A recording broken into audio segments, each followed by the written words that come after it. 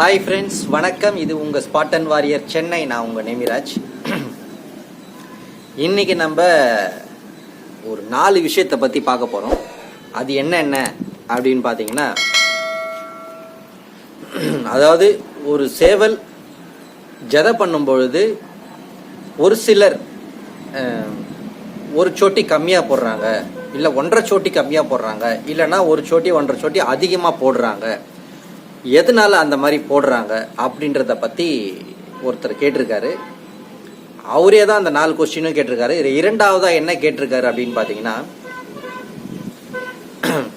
இந்த மாதிரி சேவல்களை, அதாவது இது வந்து சோட்டிக்கு பறக்குது, இது வந்து உள்ளுக்கு பறக்குது அப்படின்றத பார்த்த உடனே கணிக்க முடியுமா? அதோடைய உடல் அமைப்பு, ஏன்னா இப்போ நிறைய பேர் வந்து அம்சம் அப்படின்னு சொல்கிறாங்க. முக அம்சம், கால் அம்சம், பட்டி அம்சம், பஞ்ச அம்சம், அதெல்லாம் வந்து நிறைய சொல்கிறாங்க. ஸோ இந்த மாதிரி அம்சத்தை பார்த்ததும் இதோடைய பறவை தோது இப்படி இருக்கும் அப்படின்னு சொல்லிட்டு கணிக்க முடியுமா அப்படின்னு கேட்டிருக்காரு. அது 3வது கொஸ்டின் என்னன்னு பார்த்தீங்கன்னா, இந்த கட்டு சேவல்களுக்கு கொண்டை அறுக்கும் பழக்கம் உள்ளது. இதே போல் வெப்போர் சேவலிலும் கொண்டை அறுக்கும், கொண்டை கழிக்கும் பழக்கம் உள்ளதா அப்படின்னு சொல்லி கேட்டிருக்காரு. 4வது கொஸ்டின் பார்த்தீங்கன்னா, இந்த கெடா முட்டு நிறைய பேருக்கு தெரியும். இந்த கெடால பார்த்தீங்கன்னா, அந்த முதல் பருவத்தில் வரக்கூடிய அந்த கொம்பை வந்து கழட்டிடுவாங்க. ஸோ அடுத்து வரக்கூடிய அந்த கொம்பு பார்த்தீங்கன்னா ரொம்ப இறுக்கமாகவும் அழுத்தமாகவும் வரும். இதே போல பழக்கம் சேவல் கலையில் இருக்குதா? அந்த முதல்ல வரக்கூடிய அந்த முள்ளை வந்து எடுத்துட்டு இரண்டாவதாக நல்லா அடர்த்தியாக திடமாக வரக்கூடிய முள்களை வளர்க்கக்கூடிய பழக்கம் உள்ளதா, அதாவது அந்த முள்ளை பிடுங்கக்கூடிய பழக்கம் உள்ளதா அப்படின்னு சொல்லி கேட்டிருக்காரு. ரொம்ப அருமையான கொஸ்டின். இது ஒரு பெரிய ஒரு அட்டவணை மாதிரி போட்டு கேட்டிருந்தாரு. ஸோ அதை பற்றின முழு விளக்கம் பார்ப்போம். அதோட ஒரு இம்பார்ட்டண்டான விஷயம் என்னன்னு பார்த்தீங்கன்னா, இந்த வீடியோவில் கடைசியில் நம்ம சைக்கோவுடைய அப்டேட் ஒன்று நான் பண்ணுறேன். நிறைய பேருக்கு தெரிஞ்சிருக்கும், அது வெள்ளை கழிச்சலில் முடியாமல் ரொம்ப படுத்த படுக்கையே ஆகிப்போச்சு. அதுக்கான பதிவு நான் ஒன்று இதில் அப்டேட் பண்ணுறது பார்த்தீங்கன்னா, ஒரு சிலருக்கு வருத்தத்தை தரக்கூடிய ஒரு பதிவாக இருக்கும். ஸோ அதனால் வீடியோவை ஸ்கிப் பண்ணாமல் பாருங்கள். ஒவ்வொரு விஷயமும் இதில் ரொம்ப இம்பார்ட்டண்டான விஷயம். ஸோ முழுமையாக கேளுங்க. வீடியோட கடைசியில் நான் அந்த சைக்கோவோடைய அப்டேட்டையும் நான் போட்டிருக்கேன், அதையும் பாருங்கள். வாங்க வீடியோக்குள்ளே போவோம்.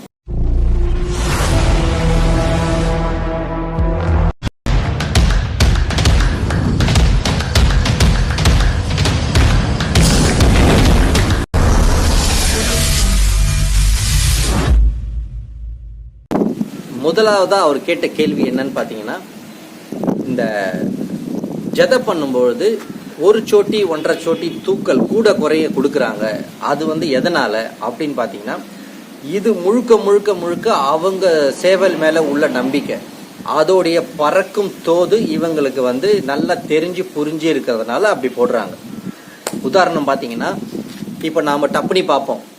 டப்புனி பார்க்கும்பொழுது அது எந்த தோதுல பறக்குது அப்படின்றத நமக்கு தெரிஞ்சிடும். ஸோ இப்போ என்னுடைய சேவல் பார்த்தீங்கன்னா உள்ளுக்கு நல்லா பறக்குது. இதை நம்ம ஆல்ரெடி நிறைய வீடியோவில் நான் பேசியிருக்கேன், இருந்தாலும் அவர் கேட்டதுனால சொல்கிறேன். உள்ளுக்கு பறக்குதுன்னும் போது நான் எப்படி ஜதை பண்ணுவேன் அப்படின்னு பார்த்தீங்கன்னா, அதை விட ஒரு 1/2 சோட்டி இல்லை 1 சோட்டி தூக்கலான சேவல் மேலே ஜதை பண்ணுவேன். இப்போ என்னுடைய சேவல் வந்து கரெக்டாக 15.5 இருக்குது, 15.5 கிட்ட சுகுர இருக்குது. அப்படின்னும் போது நம்ம சைடில் பார்த்தீங்கன்னா, சென்னை பகுதியில் ஷோல்டருக்கு தான் அளப்போம், ரெக்க பட்டனுக்கு அளக்க மாட்டோம். ஸோ ஷோல்டருக்கு அளக்கும் போது அதோடைய சைஸில் அது ஒரு 15.5 அப்படி வருதுன்னும் போது நான் வந்து 16 சைஸ் மேலே போடுவேன். இல்லைன்னா 16லேருந்து 16க்கும் 16.5க்கு நடுவில் ஒரு சோட்டி, அந்த 16லேருந்து ஒரு சோட்டி தூக்கலாக இருக்கிறது மேலே நான் போடுவேன். அதே மாதிரி கொஞ்சம் சார கழுத்து, அதாவது ஒரு சில சேவல்களுக்கு பார்த்தீங்கன்னா குட்டை கழுத்தாக இருக்கும், ஒரு சில சேவல்களுக்கு பார்த்தீங்கன்னா நல்ல சார கழுத்து, நீட்டாக நம்ம கிங் கோப்ரா அந்த மாதிரி நல்ல பாம்பு மாதிரி தூக்கி நிற்கும். இந்த மாதிரி ஒரு சேவல் அமைப்பு எனக்கு எதிர்க்க மாட்டிக்கிச்சு அப்படின்னும் போது இது கரெக்டாக இருக்கும், பறவைக்கு நம்ம சேவலுக்கு தோதா அமையும், களத்துக்கு இது சாதகமாக இருக்கும் அப்படின்ற ஒரு கணிப்பில் நாம் வந்து ஒரு சோட்டி தூக்கலாம் ஆப்போசிட் இருந்தால் போடுவோம். இதுதான் வந்து வழக்கம். ஸோ இதை வந்து கணிக்கிறது வந்து பார்த்திங்கன்னா நம்ம சேவலுடைய பறக்கும் தோது நமக்கு தெரிஞ்சதுனால ஒரு சொட்டி தூக்கலாக இருந்தாலும் பரவாயில்ல, இது உள்ளுக்கு பிடிச்சி பறக்கும் போது கிரிப்புக்கு நல்லா இருக்கும் அப்படின்னு சொல்லி நம்ம அது மேலே போடுவோம். ஸோ இதுதான் வந்து இதில் இருக்கக்கூடிய ஒரு முறை. இப்போ நான் ஒரு சோட்டி வந்து கம்மியாக போடணும். இப்போ என்னோட சேவல் பார்த்தீங்கன்னா நல்ல சோட்டி எடுக்குது, கொஞ்சம் இப்படி மாட்டுச்சு அப்படின்னா கரெக்டாக பிடிச்சி இந்த இடத்துல அடிக்கிறதுக்கு நல்ல சான்சஸ் இருக்குது. ஸோ இதனால் என்ன ஆகும்னு பார்த்தீங்கன்னா வாய் முள் அடிக்க சான்ஸ் இருக்குது, நல்ல முகத்திலே அடிக்கும், நல்ல அசர் அடிக்கக்கூடிய ஒரு வாட்டம் அமைஞ்சிடும், ஈஸாவும் மாற்றத்துக்கு வாய்ப்பு இருக்குது அப்படின்னு நான் ஒரு கணிப்பில் என்ன பண்ணுவேன்னா, என்னோட சேவல் நல்ல சுத்தமாக சோட்டி எடுக்குது அப்படின்னும் போது அதை விட அரை சோட்டி கம்மியாக இருக்கிற சேவல் மேலே தாராளமாக ஜதை பண்ணுவேன். இப்போ அதே மாதிரி ஆப்போசிட்டை என்ன பண்ணுவாங்கன்னா, நம்ம சேவல் வந்து கொஞ்சம் குள்ளமாக இருக்குது, ஸோ உள்ளுக்கு பறக்கிறதுக்கு சான்ஸ் இருக்குது, நல்லா உள்ளுக்கு சுத்தமாக நம்ம சேவல் பறக்கும் அப்படின்ற கணிப்பில் அவங்க உயரத்து மேலே போடுவாங்க. ஸோ இப்போ நம்மளது உயரத்தில் நமக்கு வந்து சோட்டி எடுக்குதுன்னும் போது ரெண்டுமே நீயா நானா, நீ உள்ளுக்கு பிடிச்சி அடிச்சு நான் சோட்டிக்கு பிடிச்சி அடிப்பேன், நீ இங்கே பிடிப்பேன் நான் மேலே பிடிப்பேன், அந்த மாதிரி பார்த்தீங்கன்னா நீயா நானான்னு போயிட்டு இருக்கும். இதோடைய ரிசல்ட் பார்த்தீங்கன்னா யார் முந்துறாங்களோ அவங்களுக்கு சாதகமாக அமையும். ஸோ 2 பேருமே ப்ளஸ் பாயிண்டில் தான் போடுவாங்க. எந்த உள்ளுக்கு பறக்குது, நான் ஒரு சோட்டி தூக்கல் மேலே போடுறேன், எந்த நல்லா சுத்தமாக சோட்டி எடுக்குது, சோட்டின்றது ஒன்று தலையை பிடிச்சி அடிக்கிறது, உள்ளுக்கு பறக்குன்றது இந்த ஜுலுக்கு பிடிச்சி அடிக்குதுன்னு சொல்லுவாங்க. தொண்டையை பிடிக்கும், தொல்லி இருந்தால் தொல்லியை பிடிக்கும், இல்லைன்னா இந்த சைடு சதையை பிடிக்கும். ஸோ இந்த மாதிரி ஒரு அமைப்பு தான் உள்ளுக்கு பறக்கிறது. ஸோ இப்படி உள்ளுக்கு பறக்குதுன்னும் போது நீயும் ப்ளஸ் பாயிண்டில் போடுவேன், நானும் ப்ளஸ் பாயிண்டில் போடுவேன். அப்போ என்ன ஆகும், ரெண்டுமே கிளாஷ் ஆகி நல்ல ஒரு இன்ட்ரெஸ்டிங்காக போவோம் அந்த களம். அப்போ என்ன ஆகும்னு பார்த்தீங்கன்னா, யார் முந்துறாங்க, யார் நிறைய ஃப்ளாஷ் பண்ணுறாங்க, நிறைய ஸ்கோர் பண்ணுறாங்க அப்படின்றவங்களுக்கு அந்த களம் சாதகமாக அமைய வாய்ப்பு இருக்குது. ஸோ இதை பேஸ் பண்ணி தான் அவங்க வந்து இந்த மாதிரி கணிச்சு ஜதை பண்ணுறது. ஸோ புரிஞ்சிருக்கும்னு நினைக்கிறேன். இதில் 2வதான கேள்வி என்னன்னு பார்த்தீங்கன்னா, இந்த மாதிரி உள்ளுக்கு பறக்கிறது, சோட்டிக்கு பறக்கிறது, பின்சோட்டி எடுக்கிறது, கிராஸ் கட்டு பண்ணுறது, அதுக்கப்புறம் பார்த்தீங்கன்னா நல்ல ஒரு அசர் அடிக்கிறது, ஈசா அடிக்கிறது, தும்மாங்கு ஷாட் அடிக்கிறது, இந்த மாதிரியான சேவல்களை எப்படி கணிக்கிறது, அதோட உடல் அமைப்பை வச்சோ இல்லை கண் அமைப்பை வச்சோ முக அமைப்பை வச்சோ கணிக்க முடியுமா அப்படின்னு சொல்லி கேட்டிருக்கிறாங்க. இது வந்து சாத்தியமாக இருந்தது. 80களில் வந்த சேவல்களுக்கு இது சாத்தியமாக இருந்தது. 90களில் 2000 என்ன பண்ணிட்டாங்கன்னு பார்த்தீங்கன்னா, இந்த வெளிநாட்டு பிரீடு அப்போல்லாம் பார்த்தீங்கன்னா ஒவ்வொரு ஊருக்கும் தமிழ்நாட்டுக்குள்ளவே ஒரு ஊருக்கும் ஒரு சிறப்பு வாய்ந்த சேவல்கள் இருந்தது. மதுரை சேவல்னால் நல்லா முள்ளடிக்கக்கூடிய சேவல்கள், தூத்துக்குடிலாம் பார்த்தீங்கன்னா நல்லா வலுவான கால் அடிக்கக்கூடிய சேவல்கள்.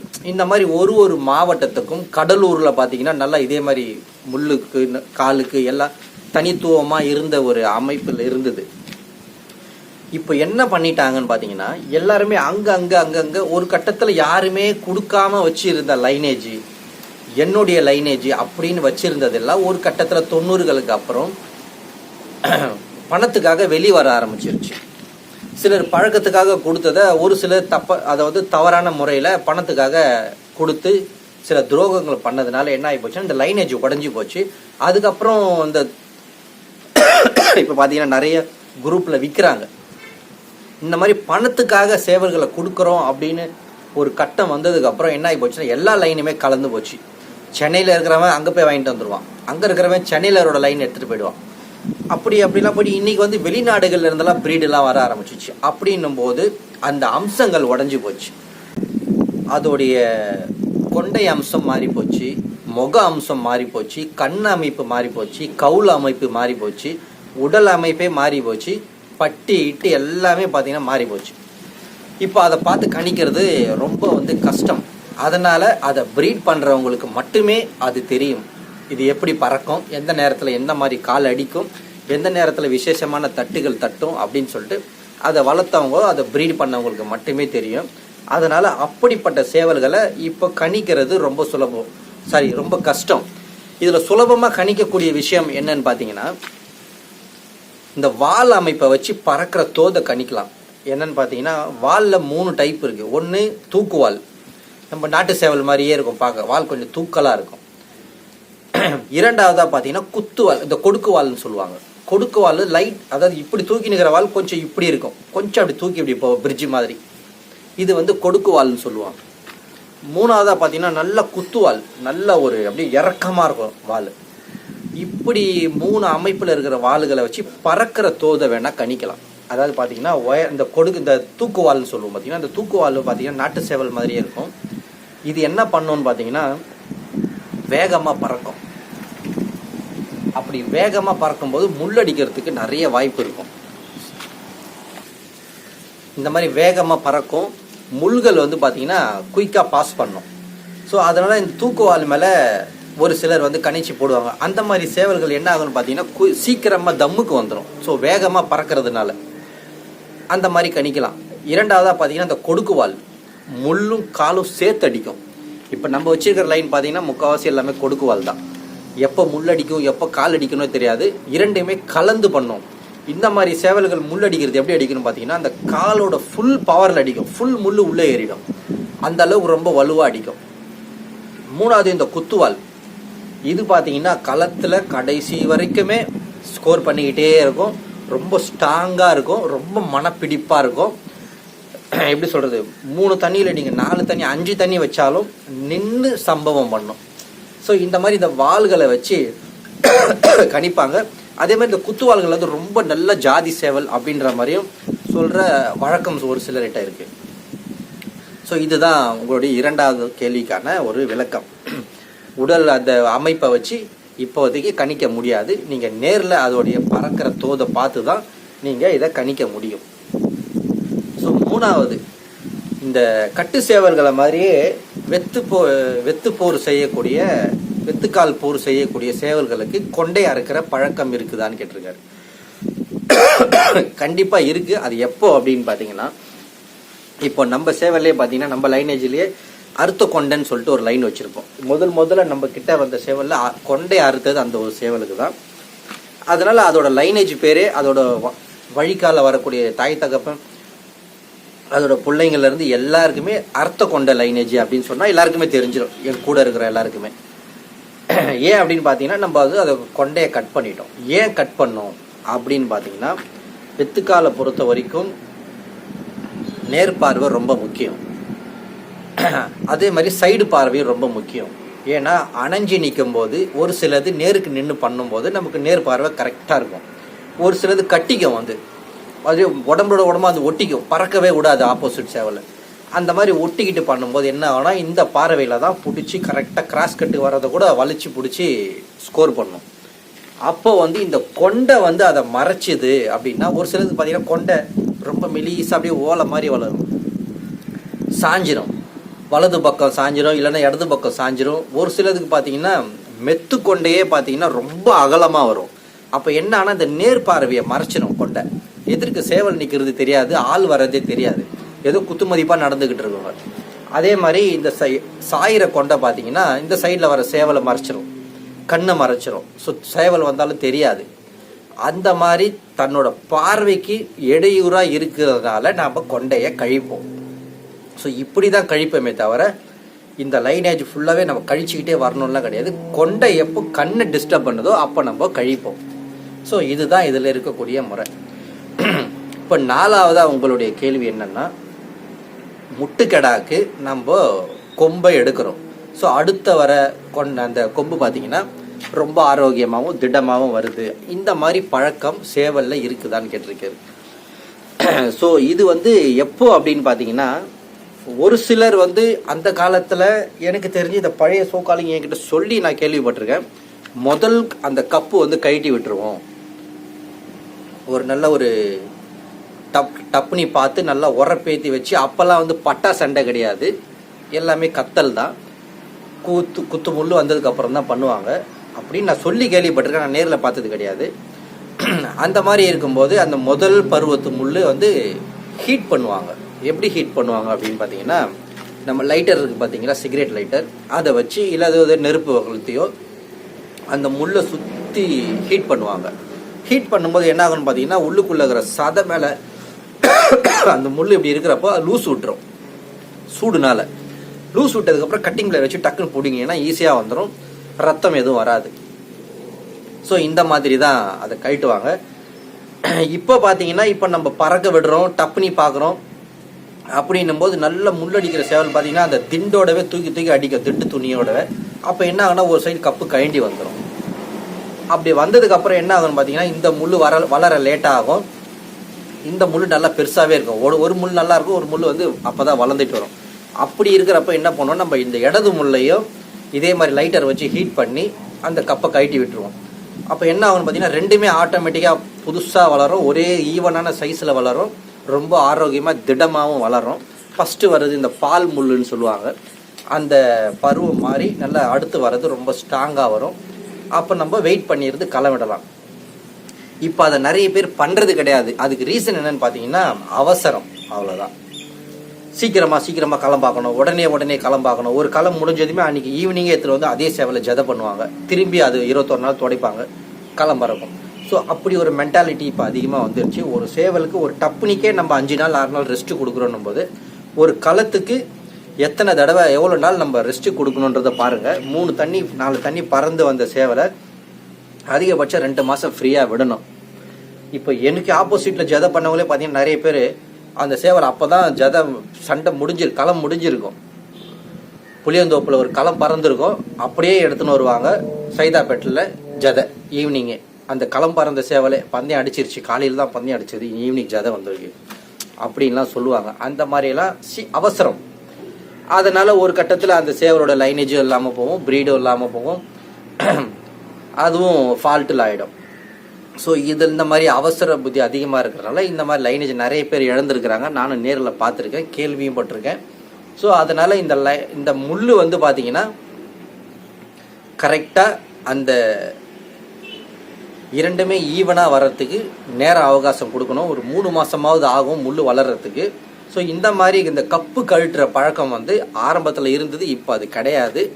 ஆனால் ஆக்சுவலாக கப்பு கழட்டி விட்டிங்கன்னா அடுத்து வர முள் ரொம்ப ஸ்ட்ராங்காக வரும். இது வந்து நடைமுறையில் இருந்தது, இப்போ இல்லை. ஸோ உங்களுக்கான விளக்கம் கொடுத்தாச்சு. இப்போ நம்ம சைக்கோவோடைய அப்டேட்டு வீடியோலேயே பார்ப்போம்.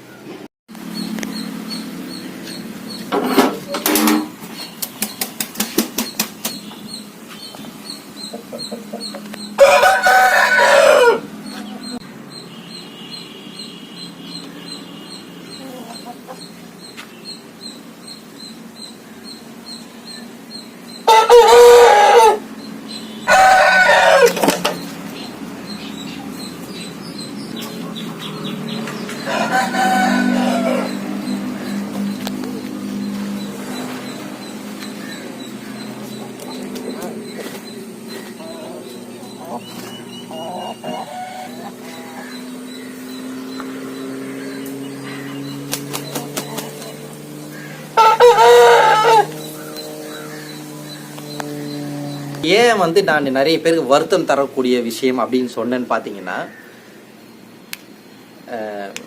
இந்த சைக்கோவை தூக்குறதுக்கு நிறைய பேர் பிளான் போட்டாங்க, காலி பண்ணுறதுக்கும் பிளான் போட்டாங்க. ஸோ அது ரெண்டுமே அவங்களால பண்ண முடியல. ஏன் அப்படின்னு பார்த்தீங்கன்னா, இதை தூக்குறாங்க அப்படின்றது எனக்கு தெரிஞ்சு போச்சு, தூக்க வந்திருக்கிறாங்கன்றது தெரிஞ்சு போச்சு. ஸோ நம்ம சர்க்கிள்லேயே பார்த்தீங்கன்னா கட்டப்பை வச்சு சுற்றுறது, உள்ளுக்குள்ளே ஒரு சேவலை வச்சுன்னு சுற்றுறது, ஆள் இல்லாதப்போ இது பொட்டை பின்னாடியே கொஞ்சம் தூரம் போனதுக்கப்புறம் சேவல் காமிச்சு தூக்கிட்டு போயிடலாம் அப்படின்னும் பிளான் போட்டாங்க. நிறைய நடந்தது. நைட்டில் கூண்டுக்குள்ளே வந்து சேவலை உடச்சி எடுத்துகிட்டு போயிடலாம், அந்த கூண்டை உடச்சி சேவலை தூக்கிட்டு போயிடலான்னு இருந்தாங்க. இது எதுவுமே நடக்க முடியல. ஸோ எனக்கு முன்னாடியே தெரிஞ்சிருச்சு இந்த மாதிரி ஆட்கள் இருக்கிறாங்க, ரவுண்ட் அப் பண்ணுறாங்க, கொஞ்சம் வாட்சாக விட்றாங்கன்னு தெரிஞ்சதுமே நம்ம சேவலை வந்து தர்மபுரிக்கு மாற்றிட்டேன். அங்கே போயிட்டு ப்ரீடாகி வந்ததுக்கப்புறம் இன்னொரு ஊருக்கு போயிடுச்சு. அங்கெல்லாம் ப்ரீடாகி முடிஞ்சு வந்ததுக்கப்புறம் தான் இங்கே நம்மக்கிட்ட வெள்ளை கழிச்சல் வந்துச்சு. இப்போ ரெடி பண்ணிட்டேன். கூண்டுக்குள்ளே வந்து எடுக்கிறதுக்கு வாய்ப்பு கிடையாது. ஏன்னா நம்ம ஃபோர்ஸ் அந்த அளவுக்கு வச்சுருப்பாங்க. ஒன்று கேமராவில் மாட்டிக்குவாங்க, இல்லைன்னா நம்ம நாயே விடாது அவங்கள. கூண்டுக்கிட்டே நெருங்க முடியாத அளவுக்கு தான் நான் சேஃப்டி வச்சுருக்கேன். அது இறந்துரும் நினச்சவங்க நிறைய பேர் இருந்தாங்க, என் காது படவே பேசினவங்களும் இருக்காங்க, கேள்வியும் பட்டேன் இந்த மாதிரிலாம் சொன்னாங்க அப்படின்ட்டு. காப்பாற்ற முடியாது அப்படி அப்படின்ட்டு. ஸோ காப்பாற்றியாச்சு. அது பார்த்தீங்கன்னா மறுபடியும் ப்ரீடுக்கும் ரெடி ஆகி போச்சு. வீடியோலேயே நீங்கள் பார்த்துருப்பீங்க. ஸோ ஒரு சிலருக்கு இது வருத்தத்தை தர வச்சுருக்கோம். ஆனால் நிறைய பேருக்கு இது ரொம்ப சந்தோஷமான விஷயமாகவும் இருக்கும். ஏன்னா நான் சொன்ன அப்டேட் பண்ணதுக்கப்புறம் வெள்ளை கலைச்சல் இருக்குதுன்னு அப்டேட் பண்ணதுக்கப்புறம் நிறைய பேர் அது சீக்கிரமாக குணமாகும்னு சொல்லிட்டு வாழ்த்து சொன்னீங்க. ரொம்ப சந்தோஷம், நன்றியும் கூட இப்படி ஒரு உறவு கிடைக்கிறதுக்கு. ஸோ அந்த சந்தோஷம் மேலும் பெருகணுன்றதுக்காக தான் நான் அந்த வீடியோ அப்டேட் பண்ணுறேன். ஸோ வருத்தப்படுறவங்க வருத்தப்பட்டுக்கிட்டு இருக்கட்டும், பிரச்சனை இல்லை. எனக்கு உங்களுடைய சந்தோஷம் தான் முக்கியம். அதனால தான் இதை நான் ஓப்பனாக அப்டேட் பண்ணேன். ஸோ அடுத்த ஒரு பயனுள்ள வீடியோவில் பார்ப்போம். நன்றி, வணக்கம்.